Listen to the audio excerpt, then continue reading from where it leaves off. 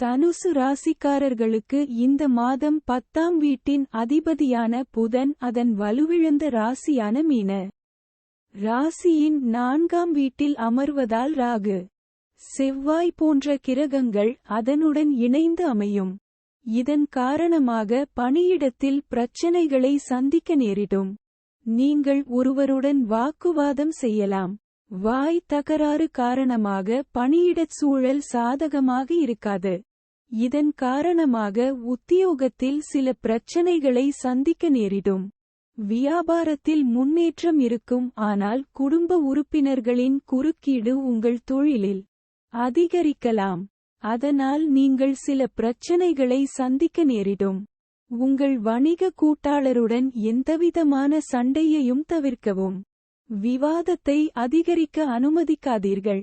5ஆம் வீட்டில் உச்ச ராசியான சூரிய பகவான் இருப்பார். அவருடன் சுக்கிர பகவானும் இருப்பார். இதன் மூலம் கல்வியில் நல்ல சாதனைகளை பெறுவதற்கான வாய்ப்புகள் கிடைக்கும். எதை படித்தாலும் நன்றாக புரியும். கல்வியில் உங்களின் பிடி வலுவடையும். உங்கள் கவனமும் சாதகமாக இருக்கும். உங்கள் அறிவாற்றல் பெருகும். உங்கள் போக்கில் நீங்கள் முன்னேற முடியும். ராகுவும் செவ்வாயும் 4ஆம் வீட்டில் அங்காரக தோஷத்தை உருவாக்குவார்கள்.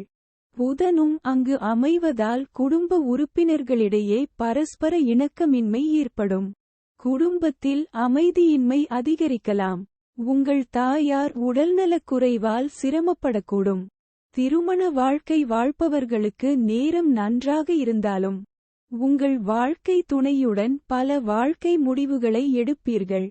ஆனால் குடும்ப உறுப்பினர்களின் அமைதி காரணமாக உங்கள் உறவிலும் பிரச்சினைகள் இருக்கலாம். எந்த சூழ்நிலையிலும் இதை அனுமதிக்காதீர்கள் மற்றும் சரியான நேரத்தில் சூழ்நிலைகளை கையாள்வதில் கவனம் செலுத்துங்கள். இதன் மூலம் எல்லாம் சாதகமாக முடியும். உங்கள் வாழ்க்கை துணைக்கு உடல்நலப் பிரச்சினைகள் இருக்கலாம். எனவே அவள் ஆரோக்கியத்தில் அக்கறை காட்டுங்கள். 4ஆம் வீட்டில் அமர்ந்து செவ்வாய் 11வது வீட்டையும் சூரியன் மற்றும் சுக்கிரன் 5ஆம் வீட்டில் இருந்து 11வது வீட்டையும் பார்ப்பதால் உங்கள் நிதி நிலை மேம்படும். நிதி ஆதாயத்திற்கான வாய்ப்புகள் இருக்கும். ஒன்றுக்கு மேற்பட்ட ஊடகங்கள் மூலம் உங்களுக்கு பணம் வரும் வாய்ப்புகள் இருக்கும். ஆனால் 4ஆம் வீட்டில் ராகு செவ்வாயின் அங்காரக் தோஷம் இருப்பதால் சொத்துக்கள் வாங்குவதை தவிர்ப்பது நல்லது. ராசி அதிபதி குரு 6ஆம் வீட்டில் இந்த மாதம் முழுவதும் நீட்டிப்பதால் உங்கள் உடல்நிலை பலவீனமாக இருக்கும். மே 3ஆம் தேதி குரு வக்ர நிலையில் இருக்கும்.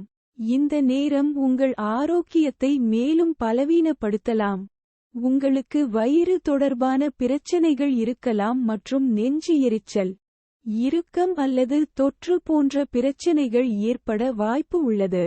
பரிகாரம்: தினமும் செப்பு பாத்திரத்தில் சூரிய பகவானுக்கு அர்க்ய அர்ச்சனை செய்ய வேண்டும்.